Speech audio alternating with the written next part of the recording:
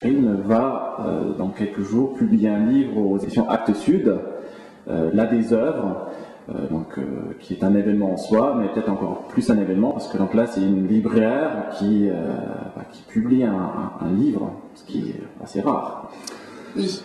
Karine, est-ce que tu peux nous parler un peu de ce livre J'imagine que c'était une aventure d'écrire ça. Ça a commencé en 97, donc j'ai mis 10 ans à l'écrire, à raison de 3, 4, 5 heures par jour, le matin tôt, là où on peut voler du temps autant.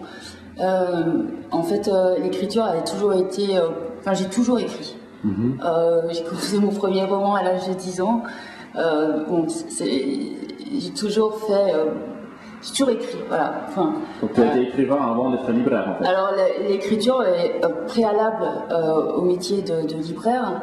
Maintenant, quand j'y réfléchis, si je n'avais pas écrit, je n'aurais jamais pu être libraire, en fait. Parce que pour moi, l'écriture et la lecture sont deux versants d'une même et seule chose. Et pour moi... Quand je vois des livres, quand je vends des livres, quand je lis des livres, c'est toujours en rapport avec l'écriture, mon travail d'écriture. Donc si je n'avais pas écrit, je n'aurais même pas songé en fait à être libraire en fait. J'aurais lu simplement, c'est tout. Maintenant, inversement, écrivant, je ne vois pas quel autre métier j'aurais pu faire parce qu'il fallait que je dresse autour de moi un univers de cohérence et qui est en fait entre mon métier et l'activité, la vocation même d'écriture, qui est davantage mon métier d'ailleurs que libraire. Il fallait que je trouve un univers de cohérence, un point commun, et ce point commun, ce n'est pas l'écriture, c'est le livre. À chaque fois que j'ouvre un carton, que je mets des livres en place, etc., à chaque fois que j'ouvre un livre, j'ai vraiment la sensation depuis toute petite, toute jeune, que dans le livre, il y a la mine, c'est une mine de tout à l'infini, illimité de connaissances, de pensées, d'idées, de mots. Pour moi, c'est là la source et la souche même de mon écriture, la lecture. Donc je suis dans une cohérence, en fait, dans un mouvement de cohérence. Mais l'écriture a été préalable à ma vocation d'écrivain, entre guillemets, est bien préalable au métier de libraire. Donc quelque part ton livre est sorti et donc est né de ton envie, de ton besoin d'écrire, de ton rapport quotidien avec les livres, avec ce que tu as pu lire.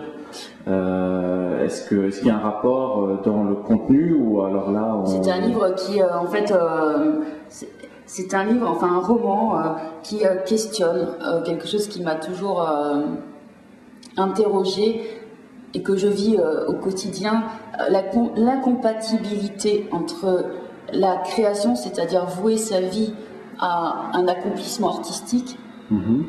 Comment, la question au cœur du roman, c'est comment un être voué à la création et pour qui le seul sens de son existence sera la création, l'accomplissement artistique, comment s'arrange-t-il avec le réel qui est un obstacle et un danger permanent, voilà. Et c'est la question du livre. Est-ce que Barbara, la personnage principal, va réussir à dépasser en fait le drame qui va lui arriver, mais également tout ce qui fait son réel, son quotidien et qui en fait l'entrave dans son œuvre. Est-ce qu'elle réussira à le dépasser?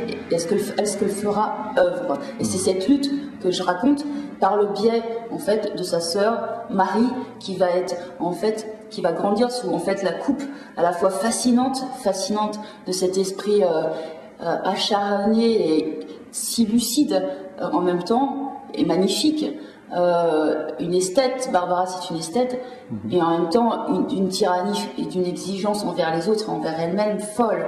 Donc la poser au cœur de la sphère familiale et voir quelles sont les répercussions sur Marie, sur la mère, sur le père, et puis dans sa vie après, jusqu'au drame, l'entrave à l'œuvre extrême, le drame, la tragédie. Comment fera-t-elle résistance pour continuer ou essayer de faire œuvre, et là c'est toute la question. Toutes les scènes en fait sont traitées sous une tension psychologique extrême que j'aime beaucoup d'ailleurs manipuler. C'est de l'ordre, et il y a des scènes pour moi qui sont non pas de l'ordre du thriller psychologique, mais la tension psychologique est poussée à l'extrême, et le lecteur et moi, plus on avance comme Marie, la sœur, plus on est fasciné, et en même temps, à chaque fois que Barbara apparaît, on a peur. Barbara, donc c'est le personnage principal, mais elle est toujours un peu en retrait dans le récit. Très tôt, elle s'est mise à l'écart dans le huis clos de la chambre et de l'écriture pour s'élever, s'accomplir dans l'art. Les autres, elle le dit dans les carnets dont il y a sans cesse des extraits, elle exprime sa singularité. Elle est certaine de ne pas être comme les autres, comme beaucoup de monde. Elle est d'une essence presque nietzschéenne en cela, c'est-à-dire que pour elle, l'art n'est possible qu'en dehors du réel, à l'écart des contingences. Et elle est supérieure à cela, et elle veut le démontrer. Voilà, c'est ce qu'elle tente, mais en même temps, elle est d'une ambiguïté totale, parce que elle est avant tout dans un doute et une hésitation permanente. Et comme elle le dit, elle veut simplement se nourrir de cette oui, mais de cette vue de l'esprit, de se penser supérieure et différente, alors qu'au fond, elle ne fait que douter d'elle. Voilà. Mais il faut qu'elle s'abreuve de cette croyance en son extrême exigence, en son absolu, pour y croire, quoi, et pour pouvoir faire œuvre. Mais le réel ne pardonne pas ça, le réel n'a que faire de cela. Un jour, Marie reçoit l'appel d'un notaire. Sa sœur Barbara, qu'elle n'a plus revue depuis son internement, lui a légué sa maison d'Artel. Aussitôt, Marie décide de la mettre en vente après l'avoir vidée de ses meubles. Le temps d'un été, la voici donc de retour dans cet endroit isolé et menaçant, et peu à peu captive de douloureux souvenirs. Sa jeunesse a été dévastée par un accident, mais aussi, de longue date, par la folie de Barbara, personnalité terrifiante et imprévisible, tout entière dévolue à l'ambition d'écrire. Dans la maison à l'abandon, la présence de Barbara se manifeste encore. Marie retrouve ses carnets, somptueux sismographe d'une jeune femme envahie par l'exigence de se dépasser par l'accomplissement artistique. Roman d'une folie dévastatrice et pourtant créatrice, la désœuvre entremêle ces deux voix distinctes et cependant complémentaires pour faire entendre la beauté de la fiction qui les unit. Voilà, ça c'est le point de vue de l'éditeur, ce n'est pas moi qui le dis. D'accord. Karine, est-ce que tu veux bien nous lire un extrait du livre? Voilà, je cite ce que j'ai mis en exergue, une phrase d'Antigone, de Henri Boschot. Ne détruis pas tout, c'est là, presque là.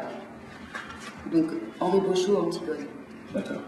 Donc maintenant, on est à la lecture de la première. Voilà. Premier chapitre, enfance. Un bruit sec d'os qui se brise. Je me redresse. Le feu, c'est le feu qui éclate, claque devant mes jambes rougeoyantes. Ma jupe est brûlante. Je dois l'écarter de mes cuisses avant de ramener mes pieds nus sous mon corps abandonné au fauteuil et à la cheminée qui l'enveloppe, alanguit sa chair.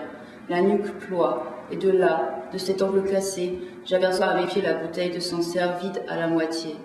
Et plus loin, sur la table, mon verre rempli d'un liquide blanc ou blond, parfois, lorsque les flammes s'avivent, jettent sur lui ces reflets roux qui l'animent, s'agitent. Leur danse m'attire, un geste suffit, ma soif s'apaise. Et puis à nouveau, elle semble sans fin. Alors je cède, je bois. La nuit est tombée maintenant. Je viens d'allumer une cigarette. Entre mes doigts, je fixe le cercle luminescent et en son centre, l'étrange incendie qu'à lui seul il a servi. Fumée, alcool, brasier, l'ensemble neutralise le chaos dont mon front résonne. Je crois m'apaiser et m'amollir. Je crois ne plus penser aux cahiers quand ils ne cessent d'occuper l'arrière-fond de chaque idée. Ils sont en moi. Je ne m'en débarrasserai pas comme cela. Mon verre s'engourdit, ma main peut-être. Un liquide s'égoutte sur le tapis du vin. Le verre semble tomber infiniment. Éveillé, je somnole, l'esprit errant. Je visite notre histoire, l'œil affolé, voyant fou au cœur de son funeste musée. C'était il y a 2 semaines. Je m'en rappelle encore, lorsque le téléphone a sonné.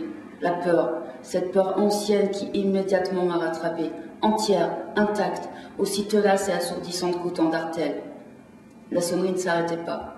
François a décroché. C'était pour moi. Merci Karine. De rien.